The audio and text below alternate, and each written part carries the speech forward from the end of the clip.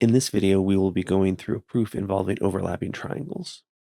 So here we go. Given AB is perpendicular to BC, DC is perpendicular to BC, AB is congruent to DC, prove that angle BCE right here is isosceles.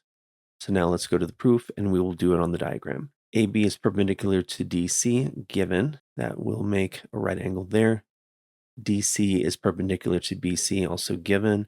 DC is perpendicular to BC, so that will make another right angle. ABC and DCB are right angles. If lines are perpendicular, then they form right angles. Angle ABC is congruent to angle DCB.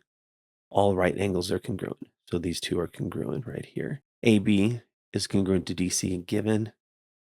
AB is congruent to DC, given. BC is congruent to BC, reflexive property. So that is reflexive right there. Triangle ACB is congruent to triangle DBC. ACB and DBC are congruent. SAS, side angle side. Therefore, angle ACB is congruent to angle DBC, CPCTC. Corresponding parts of congruent triangles are congruent. Now, since we have two congruent base angles of triangle BCE, triangle BCE is isosceles. Definition of isosceles triangle. If we can prove that two base angles are congruent or two sides are congruent, we have proven that a triangle is isosceles. And that is our proof.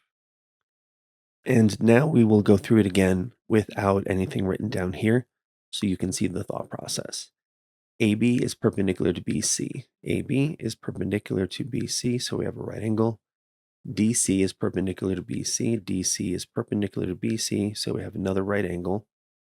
AB is congruent to DC, so we have AB congruent to DC right there. And then we have BC is congruent to itself, reflexive property.